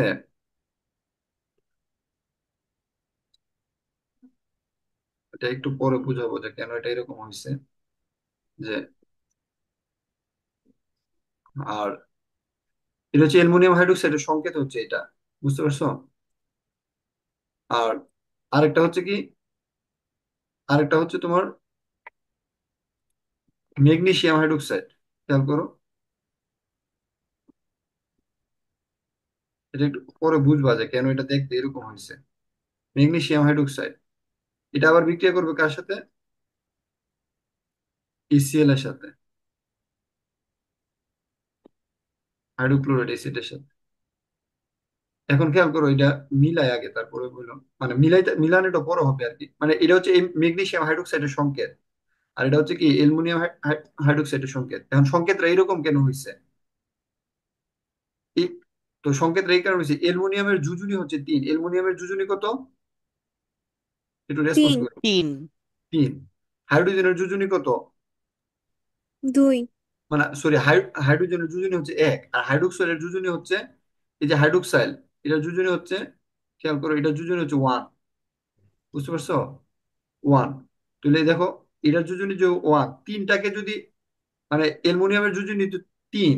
তাহলে হাইড্রোক্স মানে UH এর যোজনী হচ্ছে ওয়ান। তাহলে একটা অ্যালুমিনিয়ামকে প্রশমিত করতে হাইড্রোক্সাইড লাগবে কয়টা? তিনটা। বুঝছো কিনা? মানে এর সাথে যদি মানে ব্যালেন্স করতে চাই, প্রশমিত না, এখানে ব্যালেন্স আর কি। অ্যালুমিনিয়ামের যোজনী হচ্ছে কত? তিন। জিনিসটা একটু মানে নর্মালি বুঝো, আমি এত ডিটেলস বুঝাইতে যেতেছি না, এটা ইন্টারনালটা পরে বুঝাবো। অ্যালুমিনিয়ামের যোজনী হচ্ছে তিন। বুঝতে পারছো? মানে সে একাই তিনজনকে সে কি করতে পারে, তিনজনের সাথে যুক্ত হইতে পারে। বুঝছো? তার ক্ষমতা রয়েছে অনেকটা এইরকম। ঠিক আছে, মানে সিম্পল ভাষায় বুঝো। আর ম্যাগনেসিয়ামের যোজনী হচ্ছে দুই। সে একা কয়জনের সাথে যুক্ত হইতে পারে? দুইজন। দুইজনের সাথে। তাহলে আর হাইড্রোক্সাইড হচ্ছে তার যোজনী হচ্ছে এক, মানে তার ক্ষমতা হচ্ছে একটা আর কি। তাহলে মানে ম্যাগনেসিয়ামের সাথে যদি হাইড্রোক্সাইড মানে হাইড্রোক্সিল মূলক যদি ব্যালেন্স করতে চায়, তাহলে তাকে তার কয়টা একসাথে যুক্ত হইতে হবে? দুইটা। দুইটা। আর অ্যালুমিনিয়ামের যোজনী যেহেতু তিন, ঠিক আছে, তো অ্যালুমিনিয়ামের সাথে যদি ব্যালেন্স করতে চায়, তাহলে এখানে যুক্ত হইতে হবে কয়টা? তিনটা। তিনটা। কতটুকু বুঝছো কিনা? জি জি ভাইয়া। ভাইয়া। Thank you so much. আমরা এটা আরো ডিটেলস পড়বো, মানে বই পাওয়ার কোনো কারণ নাই। মানে আমরা যেটা প্রাইমারি ক্লাস নিতেছি এটা নিয়ে, এটা হচ্ছে ব্যাপার আর কি, এটা নিয়ে তো টেনশন করার কিছু নাই। সো খেয়াল করো তো, এখানে যেটা হয়েছে যে বিক্রিয়ার নিয়মটা আমি সবাইকে বলি আর কি, যে বিক্রিয়ার নিয়মটা হচ্ছে, আমি একটু লাল কালারটা নিই, দূরে দূরে কাছে কাছে কি, দূরে দূরে দূরে কাছে দূরে কাছে। দূরে কাছে কাছে। কাছে কাছে। বুঝতে পারছো? যেমন দূরে দূরে, তাহলে দূরে কে আছে? এটার দেখো বাম পাশে হচ্ছে অ্যালুমিনিয়াম, এদিক দিয়ে কি বাম, ডান পাশে হচ্ছে ক্লোরিন। আর ক্লোরিন। কাছে কাছে কি, এই দুইটা হচ্ছে কাছে। বুঝছো? আবার এদিক দিয়ে দূরে দূরে কে, ম্যাগনেসিয়াম আর ক্লোরিন। ক্যালসিয়াম। ক্লোরিন। হ্যাঁ, ম্যাগনেসিয়াম আর ক্লোরিন। আর এদিকে কাছে কাছে কি, হাইড্রোক্সিল মূলক আর হাইড্রোজেন। বুঝতে পারছো? হাইড্রোজেন। হ্যাঁ। জি তো ভাই। এই দুইটা যদি আমরা একসাথে করি আর কি, অ্যালুমিনিয়ামের যোজনী যেহেতু তিন, তাহলে অ্যালুমিনিয়ামের সাথে ক্লোরিন লাগবে কয়টা? তিনটা। ক্লোরিনের আবার এক। ক্লোরিনের যোজ্যতা মানে যোজনী কত? এক। তাহলে অ্যালুমিনিয়ামকে প্রশমিত ক্লোরিন লাগবে তিনটা। আর বাকিটা হচ্ছে পানি। পানি দিতেছি, মিলাইতেছি পরে। পানি এটা আমি বুঝাবো কেমনে হইতেছে। আর এদিকে খেয়াল করো, ম্যাগনেসিয়াম সাথে কি লাগবে? Magnesium, chlorine. Magnesium chloride. Chloride লাগবে কয়টা? দুইটা। এদিকে কি? দুইটা। হ্যাঁ, পানি। পানি। খেয়াল করো, এখানে খেয়াল করো, এখানে হাইড্রোজেন কয়টা আছে? দুইটা আছে না? এখানে হাইড্রোজেন কয়টা? হ্যাঁ। দুইটা। একটা। একটা। তাহলে এখানে এটা দুই দিতে হবে। দেখো এখানে হাইড্রোজেন দুইটা, এখানে হাইড্রোজেন দুইটা হয়েছে, এখানে ক্লোরিন দুইটা, এখানে দুইটা ক্লোরিন হয়েছে, তাহলে এই বিক্রিয়াটা হয়ে গেছে। আর উপরেরটা খেয়াল করো, এখানে অ্যালুমিনিয়াম হচ্ছে তিনটা, আর সরি এখানে ক্লোরিন তিনটা, এখানে ক্লোরিন কয়টা? একটা। তাহলে এখানে তিন দিতে একটা। হবে। এখন দেখো মিলা ব্যালেন্স হয়ে গেছে সম্ভবত। বুঝতে পারছো? আচ্ছা এখন দেখি মানে মিলছে কিনা। হাইড্রোজেন তো এখানে দুইটা আর ওইখানে তো তিনটা। তিনটা। তাহলে এখনো ব্যালেন্স হয়েছে না। আবার এখানে হাইড্রোজেন কয়টা? এখানে আছে হাইড্রোজেন তিনটা, টোটাল হাইড্রোজেন আছে ছয়টা। তাহলে এখানে তিন দিতে ছয়টা হবে। ওইখানে তিন দিতেই জি ভাই। বুঝতে পারছো? এইভাবে মানে ব্যালেন্সিংটা আমরা পরে শিখবো। আর এই কোশ্চেনটা যদি আসে, তাহলে আমরা এই বিক্রিয়াটা দিব, দিয়া বলবো আর কি, যে কি বলবো, যে এই HCl কে মানে অ্যাসিডটাকে কে প্রশমিত করছে? ক্ষার। অ্যাসিডটাকে যে প্রশমিত করছে সে হচ্ছে ক্ষার। এই ক্ষারটাকে অ্যালুমিনিয়াম অক্সাইড, ম্যাগনেসিয়াম, এবং কি করছে? লবণ ও পানি উৎপন্ন করে দিছে। কোথায় এই লবণ ও পানিটা উৎপন্ন করছে? পেটের ভিতরে, পাকস্থলীতে। বুঝতে পারছো? তো পেটের ভিতরে যখন জি লবণ ভাই। এবং পানি উৎপন্ন করে দিছে, তখন কি না অ্যাসিডের কি আর প্রভাব আছে? না না। না, ভাইয়া। এসিডের প্রভাব প্রশমিত হয়ে গেছে। এখন আমরা প্র্যাকটিক্যালি জিনিসটা বুঝছি কিনা, জি। জি ভাই। এটা আরো ডিটেলস বুঝবো, মানে এত টেনশন করার কারণ নাই। তো এই পর্যন্ত আমি যা পড়াইছি, 8টা বাজে গেছে, আমি আসলে কন্টিনিউ করবো না যেহেতু তোমার স্লাইড রেডি নাই। নেক্সট ক্লাসে হচ্ছে আমি আরো বিস্তারিত পড়াবো, এর মধ্যে আমি একটু দ্রুত, মানে 5 মিনিট আমি দ্রুত একটা ইয়ে দিব। এটা জাস্ট তোমরা একটু মনোযোগ দাও যে আমি আসলে কি করতে চাইতেছি। ঠিক আছে, জাস্ট 5টা মিনিট মনোযোগ দাও। তাহলে এই কোশ্চেনটা শেষ। তারপর রসায়নের পরিধি, আমরা কোথায় কোথায় রসায়ন ব্যবহার করি এই জিনিসগুলো একটু দেখবা। ঠিক আছে, তারপর এই জিনিসগুলো আমি পড়াইছি সার খাক মানে ইয়াতে, জীববিজ্ঞানের সাথে রসায়নের সম্পর্ক। ঠিক আছে, এটা একটু পড়বা। উদ্ভিদের সালোক সংশ্লেষণ, কার্বন ডাই অক্সাইড, এগুলো আমি পড়াই ফেলছি। পদার্থবিজ্ঞানের সাথে রসায়নের সম্পর্ক, যেমন যানবাহন, বিদ্যুৎ থেকে শুরু করে এগুলো উৎপন্নকালে গণিতের সাথে সম্পর্ক, এটা আমি পড়াই ফেলছি। রসায়ন পারিক্ষেটের গুরুত্ব খেয়াল করো, যে শিল্প কারখানার কীটনাশক ব্যবহার, মানে এখানে একটা কোশ্চেন আছে আর কি, যে কীটনাশক ব্যবহার করলে ফসলের কি কি কারণে ক্ষতি হয়। এই কোশ্চেনটা তুমি একটু রিডিং করবা। আমি এটা আবার কোশ্চেন থেকে পড়াবো, এই জায়গাটা একটু রিডিং করবা, এখান থেকে কোশ্চেন আছে যে কীটনাশক ব্যবহারের কেন ক্ষতি হয়। এটা ক্লাস 4 থেকে তোমরা পড়ে আসছো, মানে এমন না যেটা নতুন করে কিছু পড়ার আছে। তারপর রসায়নের শাখা সমূহ এগুলো দেখবা, এখানে যে পরীক্ষা টরীক্ষা আছে এগুলো এখানে খেয়াল করো। এই জিনিসটা সবচেয়ে বেশি ইম্পর্টেন্ট। বুঝছো? এখানে যে কি কি বিষয়গুলো ব্যবহার করা হয়েছে। এপ্রুন, এটা হচ্ছে এপ্রুন, যারা টার্গেট মেডিকেলে পড়া তারা সারাদিন কি করতে হবে, এপ্রুন পরে থাকতে হবে। বুঝতে পারছো? আবার রসায়নবিদ হইলেও তোমাকে এই এপ্রুন পরে থাকতে হবে। বুঝতে পারছো? সেফটি ক্লাস, আমরা যখন এক্সপেরিমেন্ট করি তখন আমরা কি করি, এই সেফটি ক্লাসটা ব্যবহার করি। হ্যান্ড গ্লাভস, এটা আমরা মানে কোনো যখন তুমি যখন ল্যাবরেটরিতে কাজ করবা তখন এগুলো ব্যবহার করো। মাস্ক, এগুলো তুমি ল্যাবরেটরিতে কাজ করার সময় ব্যবহার করতে হবে, নাহলে তোমার মধ্যে নাকের মধ্যে কি করে যাবে, ধোঁয়া চলে আসবে। এই যে সেফটি গগলস যেটা, এটা কেন ব্যবহার করা হয়, এটা মেডিকেল এডমিশন টেস্টে আসছিল সম্ভবত। উমা, এটা কি আছে? হ্যাঁ, এটা মেডিকেল এডমিশন টেস্টে আসছিল। বুঝতে পারছো? সেফটি, আরে সেফটি গগলস কি কারণে ব্যবহার করা হয়, বুঝছো? খুবই ইম্পর্টেন্ট। তো আমরা এটার ব্যবহারটা হুম দেখবো আর কি। বুঝছো? মানে কেন ব্যবহার করা হয়, কোনটার ইউজটা কি, এই জিনিসগুলো দেখবো আর কি। এপ্রনটা মূলত কেন ব্যবহার করি আমরা যদি একটু বলি আর কি, এখান থেকে একটু পড়ার চেষ্টা করি। যে এপ্রনটা মূলত ব্যবহার করা হয় আমাদের শরীরকে রক্ষা করার জন্য। কি করার জন্য? শরীরকে রক্ষা করার জন্য। দেখছো, এপ্রন যদি পরে থাকো, কোনো একটা যদি তোমার অ্যাকশন বা রিয়েকশন হয় বা ব্লাড যদি হয় বা কোনো কিছু যদি হয় আর কি, তোমার উপরে কিন্তু পড়বে না, তখন কি পড়বে, এই এপ্রনটার উপরে পড়বে। তো এপ্রনটা নষ্ট হবে কিন্তু তোমার গায়ে কোনো নষ্ট হবে না। বুঝতে পারছো কি না? হ্যাঁ। জি। জি। আর হাতকে সুরক্ষার জন্য কি করা হয়, হ্যান্ড গ্লাভস ব্যবহার করা হয়। স্বাভাবিক। তুমি যদি এখন হাত দিয়ে, তুমি কি হাত দিয়ে কোনো মানে কোনো রাসায়নিক পদার্থ ধরতে গেলে তো হাত নষ্ট হয়ে যাবে। বুঝতে পারছো কিনা? যেমন অনেক সময় সিমেন্টও কিন্তু একটা রসায়নের দেখবো যে যারা সিমেন্টের যারা কাজ করে আর কি, বিল্ডিং তৈরিতে, তারা যদি হাত দিয়ে খালি হাতে ধরে তখন হাতের মধ্যে ফুসকা পড়ে যায়। তো তুমি হাত দিয়ে তো ধরতে পারবে না, এই জন্য হাতকে প্রোটেকশনের জন্য কি করা হবে, হ্যান্ড গ্লাভস ব্যবহার করা হয়। আর সেফটি গগলসটা কোথায় ইউজ করা হয়, চোখে। কোথায় ইউজ করা হয়? চোখে। চোখে। আর কোনো নাক দিয়ে, মানে কোনো কিছুর জন্য গন্ধ যাতে গিয়ে আমাদের, বা কোনো মানে গন্ধ অথবা কোনো পাউডার জাতীয় কোনো পদার্থ যদি আমরা নাকের ভিতর দিয়ে যাতে না প্রবেশ করতে পারে, বুঝতে পারছো, বা মুখে যাতে না লাগতে পারে, ঠিক আছে, তখন মাস্ক ইউজ করা হয়। বুঝতে পারছো কিনা? জি। জি। ওকে, থ্যাংক ইউ। এরপর দেখো আমরা যেটা পড়বো, এটা অনেক ইম্পর্টেন্ট। এই যে এই সাংকেতিক চিহ্নটা, এটা বিস্ফোরক। এটা কিসের সংকেত? বিস্ফোরক। বিস্ফোরক। মানে এই সংকেতটা দেখো, সংকেতটা খেয়াল করো, এখানে একটা গেছে, তারপর এদিকে গেছে, এদিকে গেছে, এদিকে গেছে, এদিকে গেছে। এটার সাথে কিন্তু দাহ্য পদার্থের সম্পর্ক কি মিল আছে? না। না। বিস্ফোরকের উদাহরণ কি, একটু বোঝার চেষ্টা করো। যে বিস্ফোরকের উদাহরণ হচ্ছে টিএনটি। তোমরা প্রথম নাম শুনছো, টিএনটি, জৈব পারক্সাইড, নাইট্রোগ্লিসারিন। এটা ইন্টারে গেলে টিএনটির উৎপাদন প্রক্রিয়া, এটা একটা মাস্ট আসে পরীক্ষার মধ্যে। বুঝতে পারছো? টিএনটি জি। মানে ট্রাই জি। নাইট্রোটoluene। এটা টিএনটিটা দেখতে কিরকম আমি একটু দেখাই। এটা হচ্ছে বেনজিন অণু। এই বেনজিন অণুর মধ্যে হচ্ছে, এখানে উপরে হচ্ছে টলুইন থাকবো, CH3 থাকবো। আর এটার মধ্যে একটা নাইট্রোজেন ডাইঅক্সাইড, ঠিক আছে, এটাতে একটা নাইট্রোজেন ডাইঅক্সাইড। ও পাশেরটাতে লিখলে আর আইবো না, তোমরা দেখবা না, ওই এটার এই পাশেরটাতে একটা নাইট্রোজেন ডাইঅক্সাইড থাকবো, এদিকে আরেকটা নাইট্রোজেন ডাইঅক্সাইড থাকবো। এটা হচ্ছে, তারপর হচ্ছে জৈব পারক্সাইড, নাইট্রোগ্লিসারিন। এগুলো সংকেত গুলো দেখার দরকার নাই, তুমি নামটা মনে রাখো। যে টিএনটি, জৈব পারক্সাইড, নাইট্রোগ্লিসারিন, এগুলো কি পদার্থ? বিস্ফোরক বিস্ফোরক পদার্থ। পদার্থ। বিস্ফোরক পদার্থ, ভেরি গুড। দাহ্য পদার্থের উদাহরণ কি, এগুলো কিন্তু মেডিকেল ভর্তি পরীক্ষায় আসবে, বা বিভিন্ন, তোমরা যখন নটরডেম বা হোলি ক্রসে পরীক্ষা দিবা তখন কিন্তু আসবে যে বিস্ফোরক পদার্থের উদাহরণ কোনটা। তারপর দাহ্য পদার্থের উদাহরণ, এলকোহল, ইথার। মানে এলকোহল কিসের কাজে ব্যবহার করি, আগুন জ্বালাতে। আগুন জ্বালাতে অনেক সময় মনে করবো যে বাংলাদেশে আমরা কেরোসিন দিয়ে রান্না করি না, বা জি। ডিজেল পেট্রোল দিয়ে দিয়ে কোনো সময় রান্না করতো, এখন করে না। মানে গ্যাস চলে আসার কারণে একটা সময় এগুলো দিয়ে করতো। তো বিভিন্ন দেশে এলকোহল দিয়ে রান্না করা হয়। বুঝতে পারছো? কি দিয়ে রান্না করা হয়? অ্যালকোহল। অ্যালকোহল। অ্যালকোহল। তারপর দেখো, বিভিন্ন বিষাক্ত পদার্থের মধ্যে রয়েছে বেনজিন, ক্লোরোবেনজিন, মিথানল, ঠিক আছে, এগুলো দিয়ে, বা এগুলো দিয়ে অনেক সময় মানে মানুষকে অজ্ঞান করতে বা বিভিন্ন কিছু করতে এগুলো ব্যবহার করা হয়। উত্তেজিত পদার্থের মধ্যে হচ্ছে সিমেন্ট ডাস্ট, লঘু অ্যাসিড, ক্ষার, নাইট্রাস অক্সাইড। হ্যাঁ, এগুলো ব্যবহার করা হয়। তারপর যে স্বাস্থ্যে ঝুঁকির ক্ষেত্রে আর কি, এখানে এটা দেওয়া আছে যে কিছু কিছু পদার্থ আছে যেমন বেনজিন, টলুইন, জাইলেন, এগুলো সতর্কভাবে ব্যবহার করতে হবে। স্বাস্থ্য ঝুঁকিপূর্ণ পদার্থ, তেজস্ক্রিয় পদার্থ, এটা খুব ইম্পর্টেন্ট। এর মধ্যে কি আছে, ইউরেনিয়াম এবং রেডিয়াম ইত্যাদি তেজস্ক্রিয় পদার্থ। তেজস্ক্রিয় ব্যবহারের কারণে কি হইতে পারে, ক্যান্সার হইতে পারে, এবং মরণবেদী ক্যান্সার পর্যন্ত হইতে পারে। বুঝতে পারছো কিনা? তাহলে ইউরেনিয়াম, রেডিয়াম ইত্যাদি তেজস্ক্রিয় পদার্থ ব্যবহারের কারণে কি হইতে পারে, মরণবেদী ক্যান্সার পর্যন্ত হইতে পারে।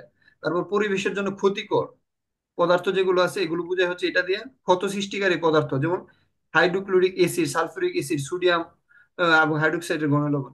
এই বিষয়গুলো হচ্ছে তোমার হচ্ছে ক্ষত সৃষ্টিকারী পদার্থ। এই সিম্বল গুলো দিয়ে যদি কোনো একটা উদাহরণ দিয়ে বলে যে এটা কোন, যদি মনে করো সালফিউরিক অ্যাসিড দিল, দিয়া যদি বলে, যেমন সালফিউরিক অ্যাসিড একটা সংকেত দিল H2SO4, বা হাইড্রোক্লোরিক অ্যাসিড দিল দিয়া বললো যে এটা এটা কি ধরনের পদার্থ। হ্যালো, তো তুমি কি বলবা এটা কি মানে তেজস্ক্রিয় পদার্থ, এই কথা কি বলবা? না, কি বলবা? ক্ষত সৃষ্টিকারী পদার্থ। ক্ষত সৃষ্টিকারী পদার্থ, ব্যাপারটা হচ্ছে এই জায়গাটাতে। তখন এটা বলতে হবে মানে কোনটা কোন জায়গাতে ব্যবহৃত হচ্ছে এটা কিন্তু বলতে পারতে হবে। ঠিক আছে। তারপর তোমার মনে করো প্রিজারভেটিভস, মানে দেখো খাদ্য সংরক্ষণের জন্য যেটা ব্যবহার করা হয় এটাকে বলে প্রিজারভেটিভস। এটা আমরা পড়ি নাই, মানে আমরা হয়তো পরে বলবো। সাংকেতিক চিহ্ন এটা কোনটার জন্য?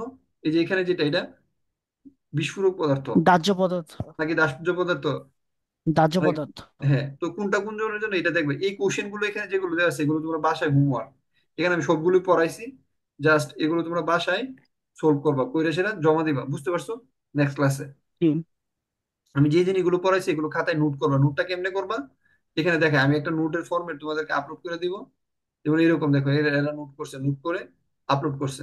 ঠিক আছে, এভাবে নোট করে ফেলো প্রথম চ্যাপ্টারটা, করে সেটা তারপর আপলোড করে ফেলবা। বুঝতে পারছো কিনা? জি। জি। আচ্ছা ঠিক আছে তাহলে। কারো কি কোনো কোশ্চেন আছে বা কিছু জানার আছে কিনা? না ভাইয়া।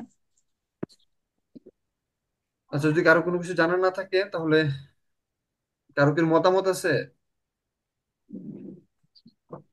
আচ্ছা, কারো যদি কোনো মতামত থাকে বলতে পারো, আমি রেকর্ডিংটা অফ করে দিচ্ছি। ওকে।